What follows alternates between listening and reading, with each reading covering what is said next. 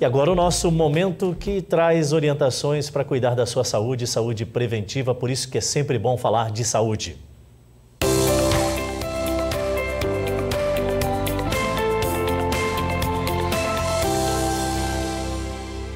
E o bate-papo hoje é com a psicóloga Fernanda Santos, analista comportamental. Seja bem-vinda aqui ao programa Satisfação Muito obrigada. Em Cigana. A gente gostaria de começar tocando no assunto. A pauta traz aqui justamente a questão mais embrionária, mais as crianças ali com o seu processo de formação inicial, né, entre 2 e 3 anos, e vai crescendo e vai desenvolvendo.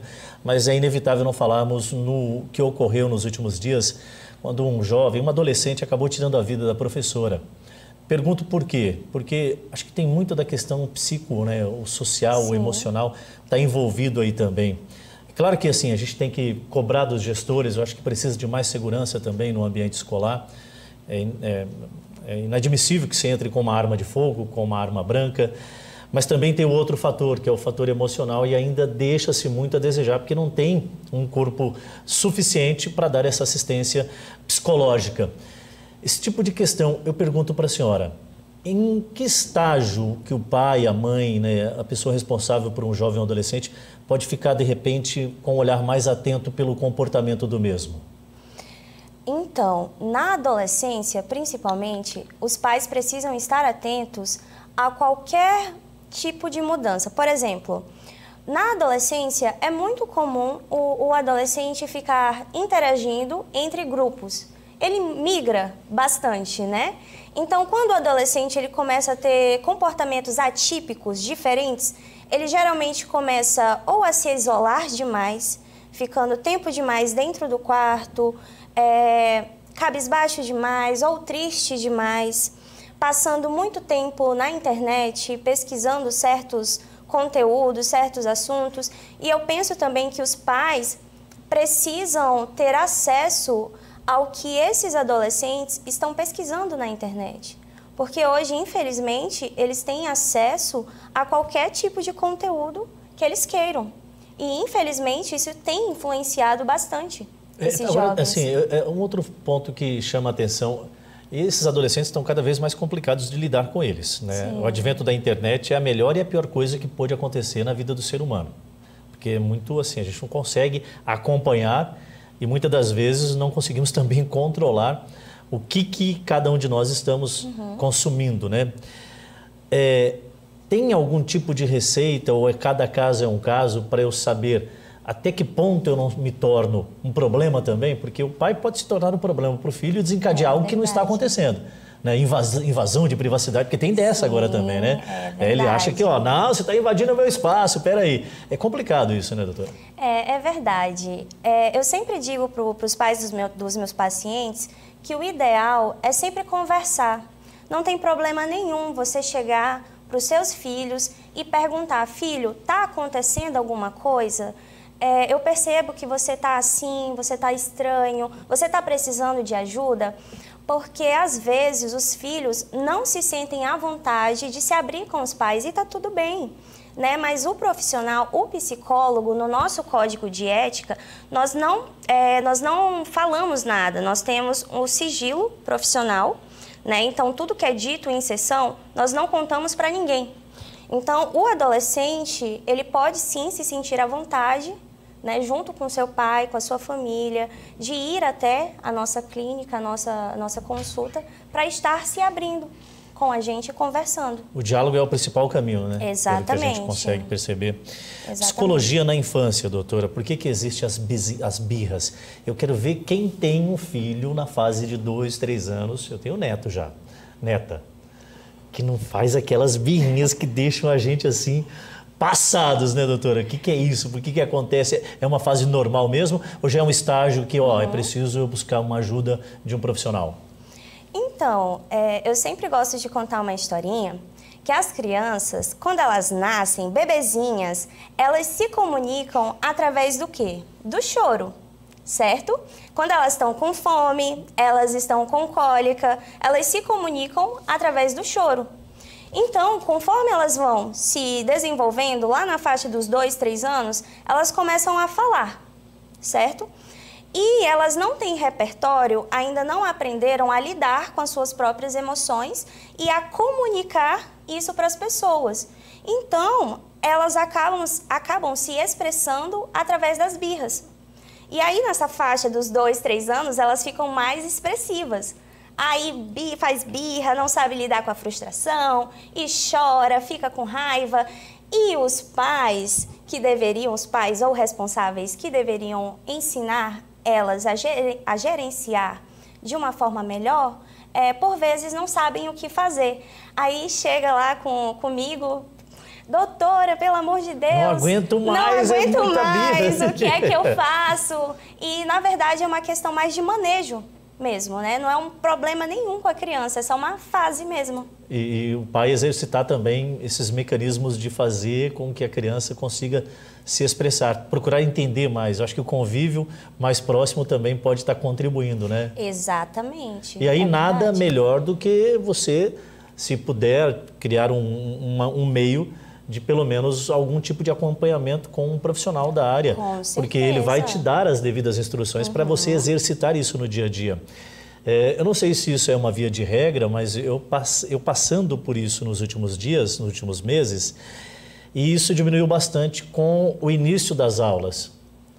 Quando a minha neta voltou a frequentar a sala de aula, o convívio com os amiguinhos, se desenvolveu mais a fala, conseguiu se expressar um pouco mais e o número de vezes que acaba tendo as manifestações através das birras caíram assim, consideravelmente. Sim. Isso é um exercício também, o convívio das crianças com outras crianças, a prática de exercícios, de atividades também, acaba fazendo com que ela descarregue essa carga de estresse muitas das vezes que ela tem? Nossa, com certeza.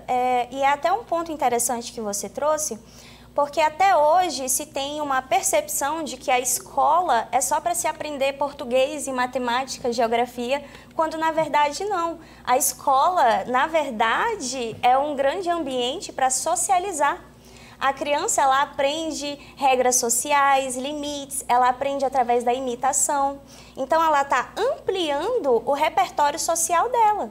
Tem pai e mãe responsáveis que chega na fase da criança ir à escola, aí dá aquela dosinha, não vou deixar o meu bichinho aqui e tal. Pelo contrário, é o melhor bem que você pode fazer. Exatamente. É claro que monitorando, acompanhando, né, o ambiente em que a criança vai estar frequentando e tudo mais, mas é sem sombra de dúvidas uma grande ajuda que você pode ter.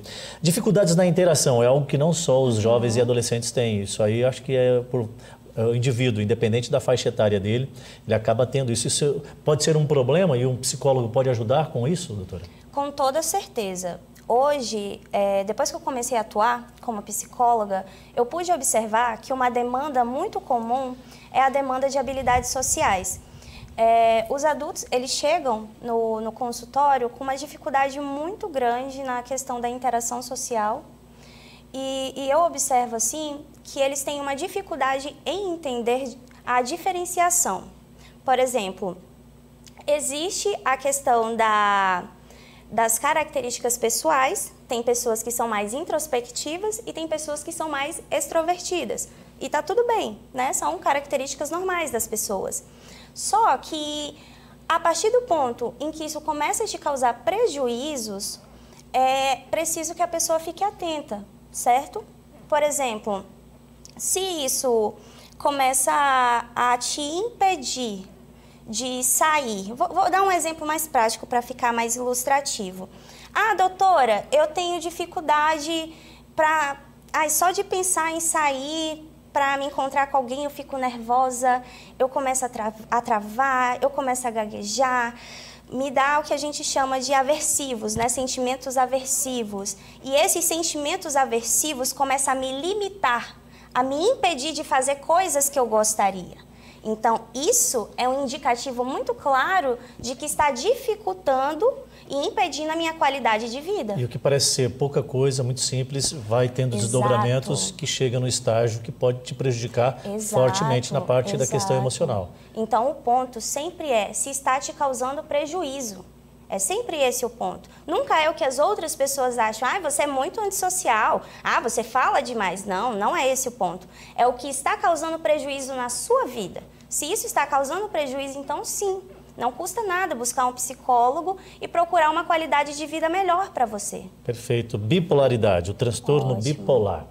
Tipo assim, o cidadão é igual o Sabino, ele chega aqui de um jeito num dia e de outro jeito, acho que ele é tripolar, porque no outro dia está de outro jeito ainda. Brincadeira, né, sabe? A bipolaridade também está relacionada à questão psicossocial e emocional do indivíduo? Tudo, praticamente tudo está relacionado a essa questão psicossocial do indivíduo. Mas isso de, que fulano é bipolar, tripolar, na verdade é o puro senso comum. Né? O que é a bipolaridade, na verdade, é o transtorno bipolar ou transtorno afetivo bipolar. Isso de que, fulano acordou de tal jeito e dorme de outro jeito, né? Eu sempre digo que isso é ser humano. Porque quem é que acorda de um jeito e dorme do mesmo jeito? Eu não acordo desse jeito e não conheço ninguém que faça isso.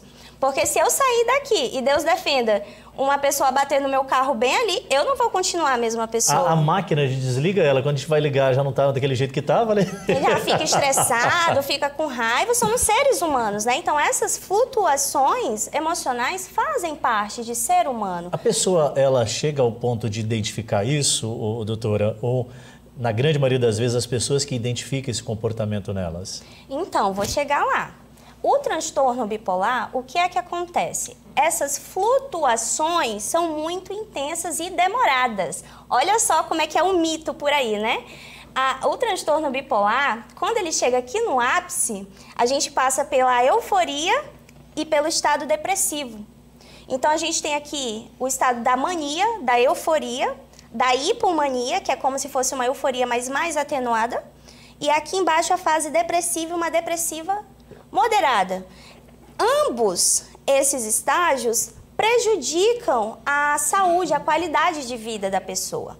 Então, é muito importante que as pessoas tenham consciência que ambos estados prejudicam a qualidade de vida da pessoa. Não é simplesmente, fulano acordou alegre, fulano depois está com raiva, fulano está triste. Não tem nada a ver com isso. Tá? O transtorno afetivo bipolar, ele prejudica substancialmente a qualidade de vida de uma pessoa.